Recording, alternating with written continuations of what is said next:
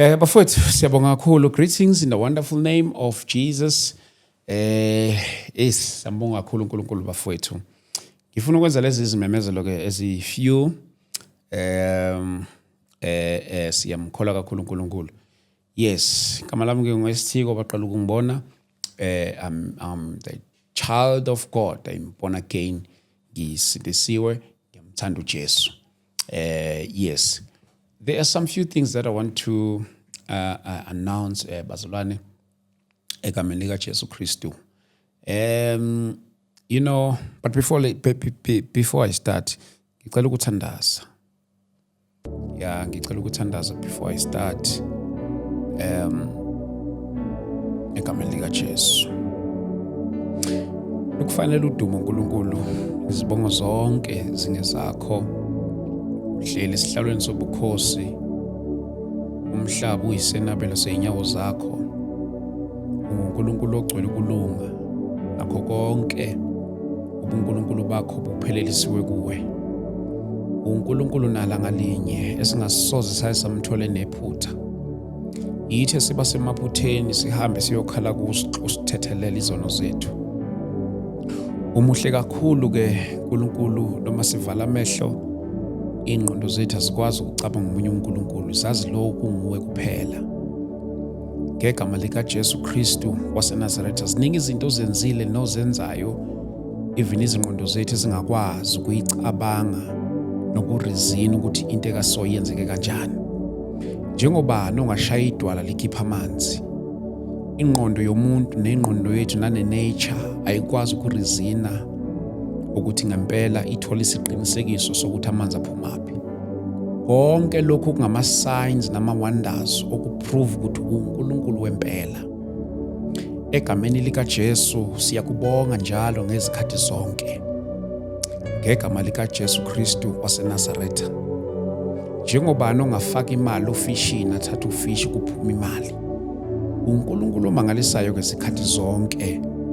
Njalo masikubheka uNkulunkulu wethu oyingcwele, izinhliziyo zethu njalo ziya ngokwethemba kakhulu. Even izwi lakho elishoyo ukuthi even izingelosi ubusuku nemini uNkulunkulu oyingcwele ziyakudumisa. Uphakeme kakhulu nothando lwakho lujulile, lubanzi, luyamangalisa. Ngegama lika Jesu Kristu waseNazaretha. Siyakubonga ke uNkulunkulu, sicela ukukhula ekuthembeni wena, sikhule ekukholweni, sikhule in our faith in the name of Jesus. We pray that our faith, uNkulunkulu oyingcwele, mayigxile kuwena. We pray for our faith mayigxile njalo kuwena. Ukukholwa kwethu makutholakale kuwe ngegama lika Jesu Kristu waseNazaretha. Baba, nangolomsebenzi owenzekala kule ndawo mihla namalanga, ngicela ukungaluthathi lolu dumo, maluthathe wena, ngoba nokuba konke kuyenzeka kungenxa yakho. Ngibona kuphila abantu baphila emotional, bephila spiritual, emotional, even physical, oh God. Ngibona ubasiza uNkulunkulu oyingcwele. Ngicela ukungaluthathi lolu dumo naluluncane, lonke malube ngolwakho. uNkulunkulu wethu onamandla, noba sesinconywa left and right, kodwa sicela Baba ukuthi mawuluthathe lolu dumo. uNkulunkulu wethu oyingcwele, mawuluthathe lonke. Thina nje sifana nembongolo eyagijelwa uJesu yaba yitransport ngegama lika Jesu Kristu waseNazaretha. I even pray, your Father, for all the viewers at home abangibuka basezimeni ezihlukahlukene. Ngiyathandaza ngegama lika Jesu Kristu waseNazaretha. uNkulunkulu awubhekelwana naloyana ezimeni zabo, uhlangabezana nezidingo zabo ngegama lika Jesu Kristu waseNazaretha. Siyakwethemba futhi siyakholelwa kuwena ngamandla akho ngegama lika Jesu Kristu waseNazaretha. Phakama njalo ke Nkosi yokulunga, uNkulunkulu wethu oyingcwele, ngegama lika Jesu Kristu waseNazaretha. Siyabonga kuyiqiniso. In Jesus' mighty name, O Lord, we pray. Amen and amen. We love you, Lord. Once again, bazalwane, my salutation to you all in the wonderful name of Jesus Christ. Ngiyamthanda uNkulunkulu, ngiyakholwa ngisindisiwe, ngathathelwa izono zami zonke zaxolelwa. Ngibonga uNkulunkulu ke ngokusipha lo msebenzi asibeke kuwona, saqashwa izulu laseThemba ngakho konke esikwenza lapha kule ndawo. Ngifisa ukwenza but ngizobuya kahle kungekudala sesenza yonke le misebenzi ukunikeza i-direction ukuthi from now on sibheke phi njalo njalo. Kodwa engithanda ukukuveza kakhulu into yokuthi sibonga uNkulunkulu osithwalile unyaka wonke sukela uqala saze safika ekugcineni. Egameni likaJesu siyabonga uNkulunkulu asipheze kuona wonke ama-gatherings esibe nawo from February. Kade siseThekwini, sasikade siseThekwini, sasuka kuFebruary saya kuMarch, sabuyela eThekwini futhi. Saqeda ngoMarch, saya eSoweto ngo-April, saqeda eSoweto ngo-April, sabuyela eThekwini ngoJuni, saqeda ngoJuni, sabuyela saya eKagiso ngo-August, saqeda ngo-August, saya eSoweto ngoSeptember, saqeda eSoweto ngoSeptember, sabuyela futhi eSoweto ngo-October. uNkulunkulu ke elokhu esithwale njalo bafowethu. Ngibona abantu abaningi ke abantu befakaza ngazo zonke lezi inhlelo esiba nazo, abantu bephila emoyeni, bephila besizakala. You know what bafowethu, the vision that I have is to create the kingdom-minded family. Is to create the kingdom-minded family. There's a group that we did open on our WhatsApp some months ago, but for some reasons, ngezizathu ezithile ezike zaba khona, I decided to leave the group. But I did not leave the group. I communicated with i-management yami because bengiphethwe kinama leaders wonke angiphethe. Nangendlela ke izinto ezigcine ziba ngakhona because ngumuntu othanda ipeace.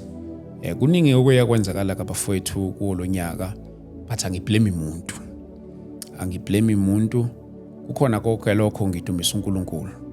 So ngaleso sizathu ke I decided to leave the group. uNkulunkulu nje sebenza kakhulu ngendlela emangalisayo. Sinabazalwane laphana praying that group every day. Bazoyikhumbula ke, ngiyazi ukuthi bakhona abangibukela bazoyazi lo group. Ngayishiya ke bazalwane lo group leyo ngenxa yezizathu ke ezinye ngeke ngaziveza kakhulu, maybe just to protect even bona abazalwane bami abakhona khona lapha kula ama group. Kodwa ke I had to leave the group because bekukhona okukuthi engathi ngifuna indlela ebalekile, ngifuna indlela ehloniphekile yokubeka lamagama. Kodwa ake ngiveze ngithi bekulokhu kube khona ukungaboni ngasolinye kubazalwane bethu bebekhona khona laphana. Kwaze kwafinyelela la khona engibonayo ukuthi the vision that I have engathi ayifani nevision okanye ake ngithi ivision eke nginayo engathi ivision engafani nabantu esinabo sonke, nabo they got their own visions. So ngabona ukuthi ama visions amaningi awakwazi ukuhlalelana. So with that reason I had to leave. So we are still waiting for a direction from the Lord. We'll create our own, of which I believe ukuthi ama vision and missions yonke into izobe ingekho into ezokwakhela phezu kwayo okuyoba ukuthi ayisahambisani nale.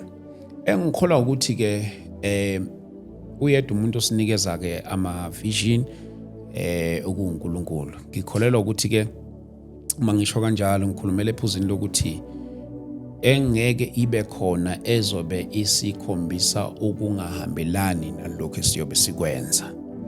So ke we'll announce it in no time. There is no rush. But into engithanda kakhulu bafowethu, this platform izale ama-gatherings amaningi. We gave birth to a lot of gatherings starting from ama-WhatsApp groups. Mhlambe noma ngeke ngiwabiza amagama wabantu sibabizela babona isidingo sokuqala ama-WhatsApp groups as if manje ngathi I'm outshining or ngabo, uyabo. Kodwa ngizama ukunivezela bazulu bami into yokuthi uNkulunkulu usebenze kakhulu using this platform ukuthinta izimpilo zabantu ezihlukahlukene. Ngambona uNkulunkulu esebenzisa abantu abafike la ukuthinta izimpilo zabantu.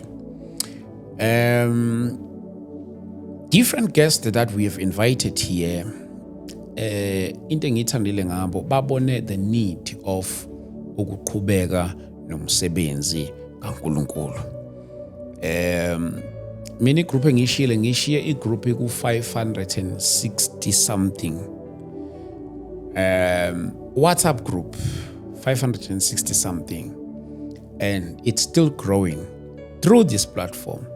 I'm still contacted by different people wanting to join the group, and I keep on referring them to the group. And I'm sure maybe for now, maybe mhlambe if I go 700, kungaba liphutha elikhulu. And I believe ukuthi nabazalwane babaphethe kahle abazalwane laphana egroupini. Baningi ke abantu abafikile njengoba ngisho ke baningi abantu abafikile who decided to start ama groups wabo. Kulento ama WhatsApp group angithanda sisi. Kodwa ngenxa yomthwalo nevision uNkulunkulu asiphe wona, because my aim is to create kingdom-minded family. I'm only doing online ministry. That's why into yami ayikhanda bazalwana bathile. Angikhanda bazalwana bathile, kodwa into yami ithi okanye into enginikezwe uNkulunkulu ithi uthatha umzalwane wase-AFM, uthatha umzalwane wase-Assemblies of God, uthatha umzalwane wase-African Gospel, njalo ama-ministries, mainline churches, ubenze babe yifamily, kube khona into eba yi-common ground ukuba uthi sihlangana ngayo. That's my aim. That is why even in our groups you find people who believes ekufakena amabhlukwe, abanye ubelieve, okay, angathi ubelieve ekufakena amabhlukwe, ake ngithi abafaka amabhlukwe kodwa bengabi nayo into yokucwaswa ngabantu abangawafaka amabhlukwe. We are all kingdom minded. We are advancing the kingdom of God. So ileyo into yami, as a result ukuthi my mission is to create that family. As a result, the vision that I had for that group, I'm creating a family. Ukuthi nakusasa makukhona umzalwane wethu oshonelwe, we are able to go and support lo mzalwane. We are able to do our contributions to support lo mzalwane. We are able to do anything to support lo mzalwane. But I've already started ke izinto ezifana kanjalo. Kunabazana bangithinta baseyimene ezihlukahlukene. And not ukuthi nginemali. I try by all means ukulula isandla sami sifike la sifika khona. But ke uNkulunkulu uzosihola ke bafowethu, sizokwenza konke ngohlelo lakhona uNkulunkulu esilekelele kakhulu. So ke ngaleso sizathu ke bafowethu siyaqhubeka nomsebenzi kaNkulunkulu without fail. Silokhu siqhubhe njalo, uNkulunkulu uzosisiza, uNkulunkulu uzosihola kakhulu bafowethu. So ke ngizama ukusho ukuthi ke even na next year aniseze ukubona lobubuso kuphela. We will have a new staff. There will be a new staff. We will have our new administrator. And labo bantu labo, abanye babo, I'm also extending this invitation ukuthi kuwona wonke umuntu othanda ukwenza umsebenzi kaNkulunkulu in a public space. Ngicela ukwenza lesi simemo lesi ukuthi if around Joburg ngicela noma nase KZN, preferable mhlambe eDurban, if ufuna ukwenza umsebenzi kaNkulunkulu in a public space like this, I'm extending this invitation ukuthi ake nizeni bafowethu sibone ukuthi ayikho into esingayenza engasiqhubezela phambili ukuqhuba umsebenzi kaNkulunkulu. Ngabe mhlawumbe use Johannesburg, Pretoria or Durban, these 3 cities nje. Okanye noma ngabe awusekho kulama cities kodwa makulula ukufinyelela kuwona. Can we do something to advance the kingdom of God? From next year we are looking forward to have a new staff. You'll see new faces here. You'll see new voices. You'll hear new voices, people be behind the scenes, njalo zonke lezi zinto ke lezi bafowethu. uNkulunkulu ke siyamkholwa kakhulu. Ngicela uku-extenda ngimeme bonke abantu abathanda ukwenza umsebenzi kaNkulunkulu in a public space. uNkulunkulu ke wangiphana ne-vision yokuhlanganisa abazalwane for i-ministry ye-healing and deliverance. uNkulunkulu simbona njalo ithembekile ke bafowethu. God gave me this vision. I'm seeing it. It's even advancing. Some are even doing it nabo njalo ngezindlela ezahlukahlukene. This was the vision that God gave me, of which uNkulunkulu uyasebenza ngayo kakhulu. So nisazoyibona ke eminye imihlangano eqhubekayo. You will see even other men of God. I keep on saying this thing. Bazona bam. There are many people, there are many men and women of God whom God has anointed kakhulu ukuthi asibazi. Uma uNkulunkulu esi-expose kubona sesibazi. Bangathi masebefika la and then besinina banento yokuba-doubta just because anibazi. And then you start to endorse them just because sebe-endozwe ngabantu nini enibahloniphayo, sebe-endozwe ngabantu nini enibathembayo. For the fact nje ukuthi umuntu ube nento yokumdoubta, okusho ukuthi you are even doubting mina uqobo lwami. Kwamina kwamele kube nento ukuthi kwamina uyangidoubta. So you cannot doubt the guests that I invite to my services, to our events, and then mina ungangidoubt. Ma ungidoubta mina, ma udoubta lo guest, meaning that kona ungangidoubt. Angakhulumi ngabantu abafika ke la kwi-show, because la sometimes I invite okanye I'm approached by abantu abahlukahlukene. Nomunye umuntu uthola ukuthi ube ne-vision, ube nani angeke sibavimbe bonke abantu. As long umuntu ebiza igama likaJesu kuphela. Ngiyazi ukuthi ke abanye kufica ukuba nama-doctrines ahlukahlukene, but i-doctrine engamvimba umuntu ukuthi abone uChrist, we can still walk now. Khona ijeni singayihamba nalabo bantu. As long your doctrine engangisithi ukuthi ngibone uKristu, we can talk. But if i-doctrine yakho ingenza ukuthi uKristu ngingamboni okanye ngimbuke njengomuntu ongabalulekile, then asikwazi ukulihamba lolo hambo.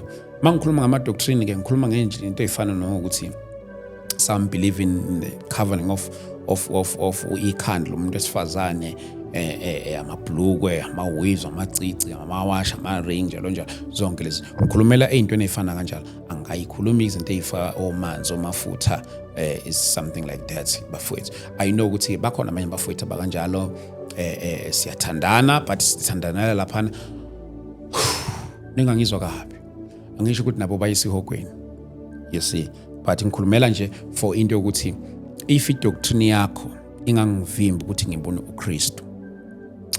I'm always of a view. I'm from a church that doesn't believe in substances, in selling of water, oil, zonke lezi zinto lezo. So leyo ke ngibeka eceleni nje leyo bafowethu. Ngikhulumela kulezi zinto zo ikhanda, amacici, imiwashi, iringi, ukugunda, zonke lezi zinto lezo. We can still walk together. You see. So as from next year ke bafowethu njengoba ngisasho ke we'll announce a new staff. It's time to advance the kingdom of God in a different way. So kunjalo ke bafowethu egameni likaJesu, we are moving forward. And our healing and deliverance gatherings, they will be on another level as from next year. They will be on another level from next year. You see, not so long ago, but I will share it with you as isikhathi siqhubeka, maybe mhlawumbe in a few weeks to come. Njalo I've been God has graced me to be in contact with even other men of God, bazana bam, from other countries. Maybe there shall be a time whereby we'll even go to other countries with this gospel. Lilodwa ivangeli linye nje qha. Yes, so we'll be walk this journey ke bazalwane, sizohamba le journey yokukholwa egameni lika Jesu nabo. Ilokho nje bengithi ngidlulise ke bafowethu. Our dates for our gatherings azolandela, but i-gathering yokuqala izoba ngo-March year 2026, and then ikamanye azolandela, but March year 2026 is something ngathi siyisa eDurban. uNkulunkulu anibusise.